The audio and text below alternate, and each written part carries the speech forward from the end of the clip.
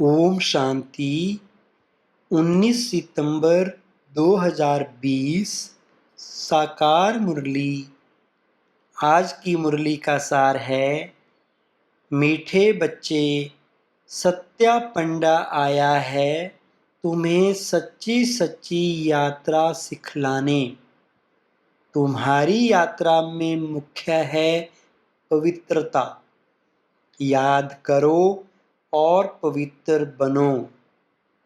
प्रश्न है, तुम मैसेंजर व पैगंबर के बच्चों को किस एक बात के सिवाय और किसी भी बात में आर्ग्यू नहीं करनी है?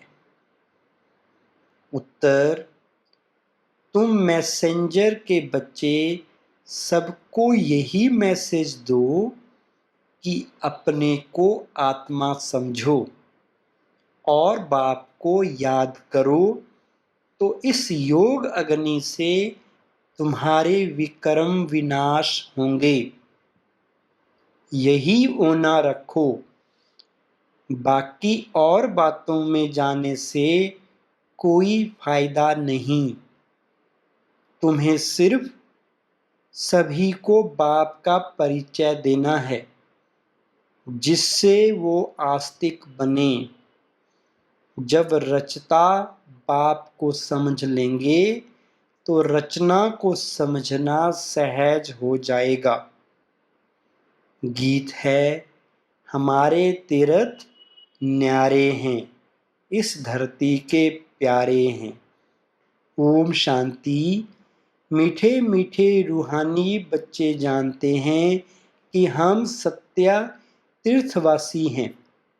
सच्चा पंडा और हम उनके बच्चे जो हैं वह भी सच्चे तीर्थ पर जा रहे हैं। या है झूठ खंड अथवा पतित खंड। अभी सचखंड व पावन खंड में जा रहे हैं। मनुष्य यात्रा पे जाते हैं ना। कोई कोई खास यात्राएं लगती हैं जहाँ पर कोई कभी भी जा सकते हैं। यह भी यात्रा है। इसमें जाना तब होता है जब सत्या पंडा खुद आए। वह आता है कल्प कल्प के संगम पर।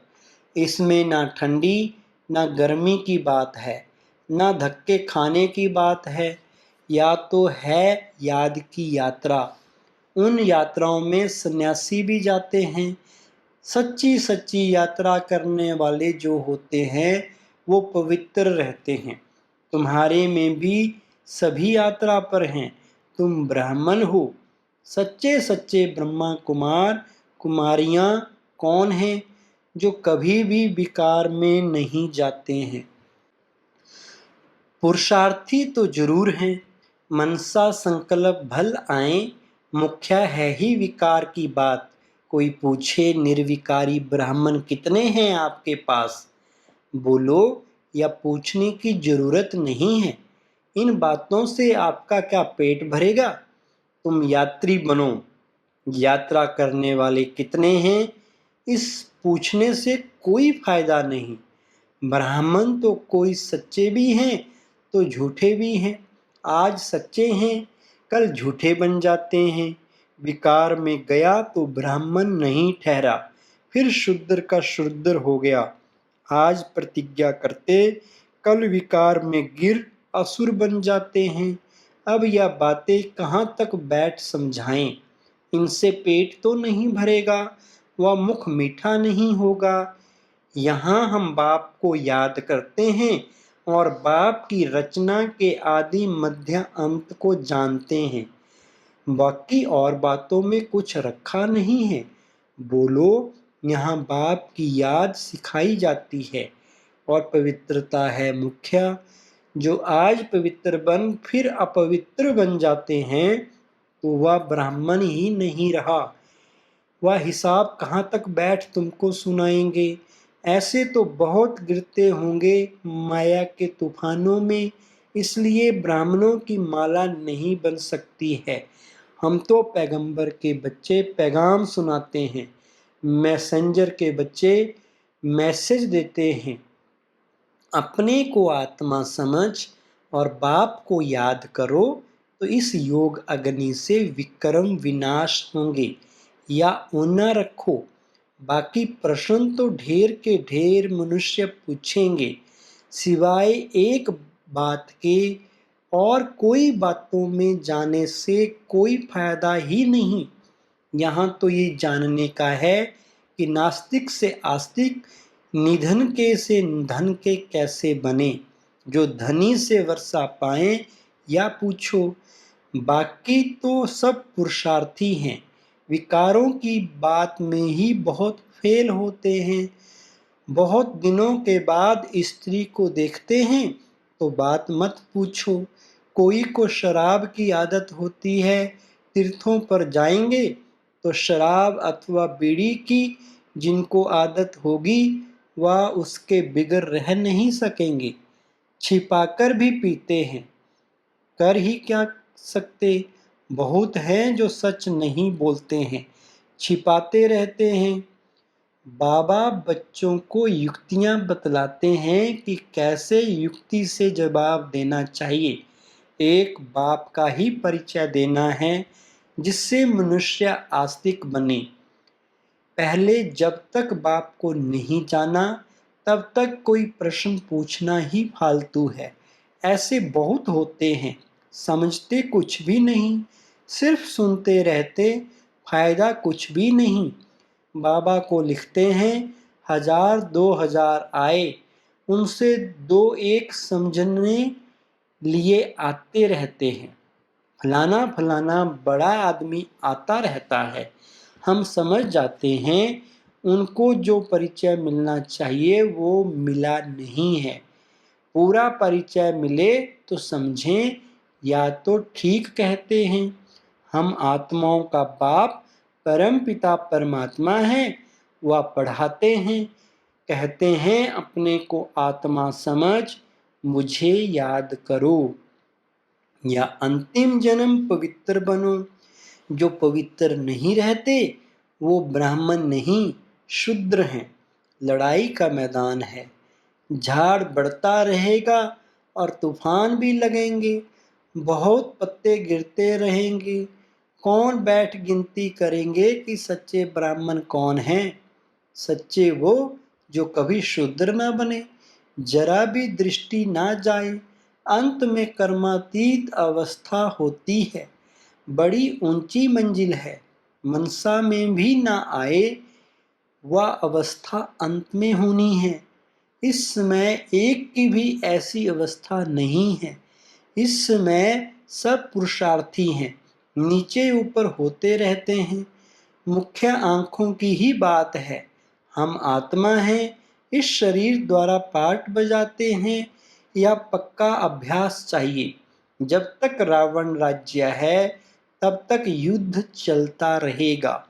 पिछाड़ी में कर्मातीत अवस्था होगी, आगे चलकर तुमको फीलिंग आएगी, समझते जाएंगे।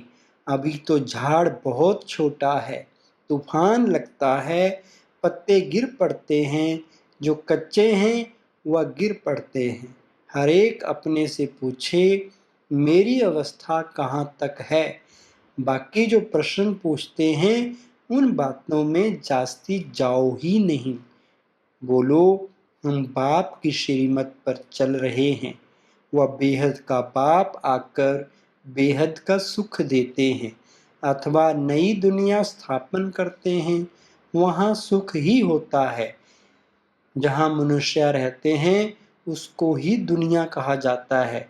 निराकारी वर्ड में आत्माएं है ना, या किसकी बुद्धि में नहीं है कि आत्मा कैसे बिंदी है।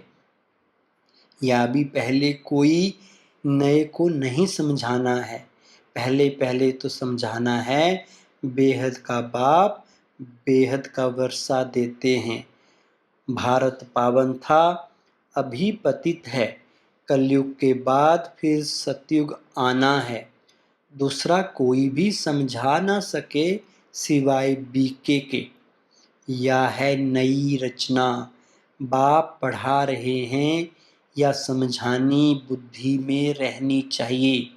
कोई डिफ़िकल्ट बात नहीं है, परंतु माया भुला देती है, विकर्म करा देती है। आधा कल्प से विकर्म करने की आदत पड़ी हुई है, वह सब आसुरी आदतें मिटानी हैं। बाबा खुद कहते हैं सब पुरुषार्थी हैं, कर्मातीत अवस्था को पाने में बहुत टाइम लगता है। ब्राह्मण कभी विकार में नहीं जाते, युद्ध के मैदान में चलते चलते हार खा लेते हैं। इन प्रश्नों से कोई फायदा नहीं। पहले पहले बाप को याद करो। हमको शिव बाबा ने कल्प पहले मौखिक फरमान दिया है कि अपने को आत्मा समझ मुझे याद करो। या वही लड़ाई है। बाप एक है, कृष्ण को बाप नहीं कहेंगे। कृष्ण का नाम डाल दिया है, रॉन्ग से राइट बनाने वाला बाप है, तब तो उनको टुथ कहा जाता है ना। इस समय तुम बच्चे ही सारी सृष्टि के राज को जानते हो। सतयुग में है डीटी डायनेस्टी, रावण राज्य में फिर है आसुरी डायनेस्टी। संगम युग क्लियर कर दिखाना है। यह है पुरुषोत्तम संगम युग। उस तरफ देवताएं, इस तरफ असुर। बाकी उन्हों की लड़ाई हुई नहीं है। लड़ाई तुम ब्राह्मणों की है विकारों से। इनको भी लड़ाई नहीं कहेंगे। सबसे बड़ा है काम विकार, या महाशत्रु है। इन पर जीत पाने से ही तुम जगत जीत बनेंगे। इस विष पर ही अबलाएं मार खाती हैं। अनेक प्रकार के विघ्न पड़ते हैं। मूल बात है पवित्रता की। पुरुषार्थ करते करते, तूफान आते आते तुम्हारी जीत हो जाएगी।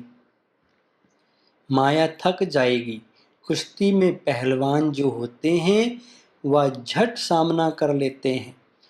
उनका धंधा ही है अच्छी रीति लड़कर जीत पाना। पहलवान का बड़ा नामाचार होता है, इनाम मिलता है। तुम्हारी तो यह है गुप्त बात। तुम जानते हो हम आत्माएं पवित्र थी, अभी अपवित्र बनी हैं, फिर पवित्र बनना है। यही मैसेज सबको देना है। और कोई भी प्रश्न पूछे, तुमको इन बातों में जाना ही नहीं है। तुम्हारा है ही रूहानी धंधा। हम आत्माओं में बाबा ने ज्ञान भरा था, बाद में प्रलब्ध पाई, ज्ञान खत्म हो गया। अब फिर बाबा ज्ञान भर रहे हैं। बाकी नशे में रहो। बोलो बाप का मैसेज देते हैं कि बाप को याद करो तो कल्याण होगा। तुम्हारा धंधा ही यह रूहानी है। पहली पहली बात कि बाप को जानो। बाप ही ज्ञान का सागर है। वह कोई पुस्तक थोड़ी सुनाते हैं। वो लोग जो डॉक्टर ऑफ फिलॉसफी आदि बनते हैं वो किताब पढ़ते हैं। भगवान तो नॉलेजफुल है। उनको सृष्टि के आदि मध्य अंत की नॉलेज है। वह कुछ पढ़ा है क्या? वह तो सब वेदों शास्त्रों आदि को जानते हैं। बाप कहते हैं मेरा पार्ट है तुमको नॉलेज समझाने का। ज्ञान और भक्ति का कंट्रास्ट और कोई बता ना सके। यह है ज्ञान की पढ़ाई। भक्ति को ज्ञान नहीं कहा जाता है। सर्व का सद्गति दाता एक ही बाप है। वर्ल्ड की हिस्ट्री जरूर रिपीट होगी। पुरानी दुनिया के बाद फिर नई दुनिया जरूर आनी है। तुम बच्चे जानते हो बाबा हमको फिर से पढ़ाते हैं। बाबा कहते हैं मुझे याद करो। जोर सारा इस पे है। बाबा जानते हैं बहुत अच्छे अच्छे नामी ग्रामी बच्चे इस याद की यात्रा में बहुत कमज़ोर हैं, और जो नामी ग्रामी नहीं, बांधेलियाँ हैं, गरीब हैं, वो याद की यात्रा में बहुत रहते हैं।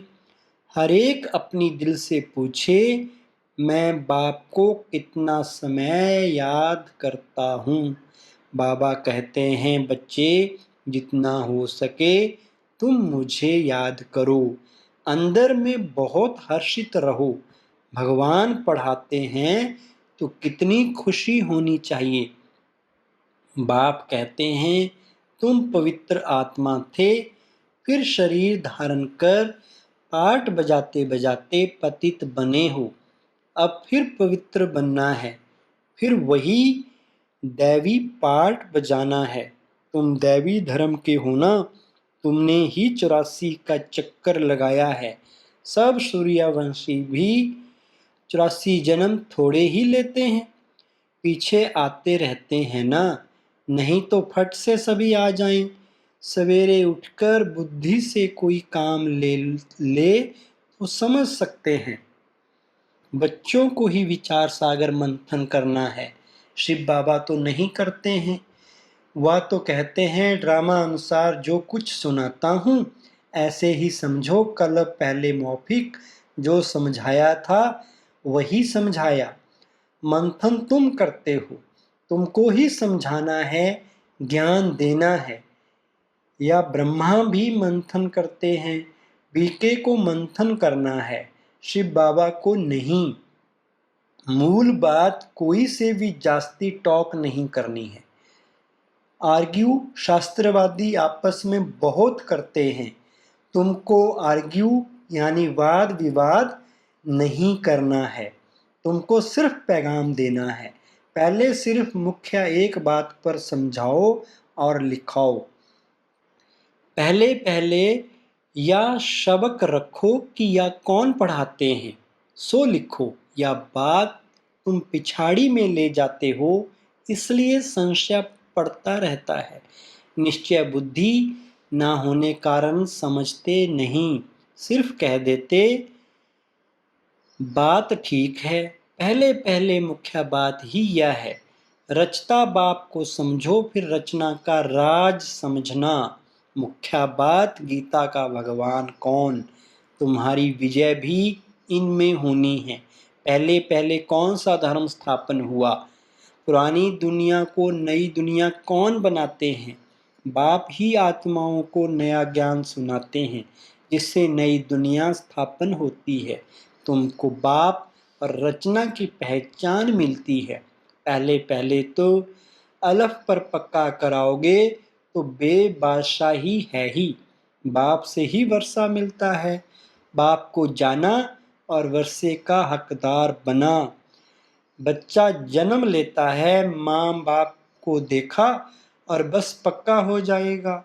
माँ बाप के सिवाय कोई के पास जाएगा भी नहीं, क्योंकि माँ से दूध मिलता है, या भी ज्ञान का दूध मिलता है।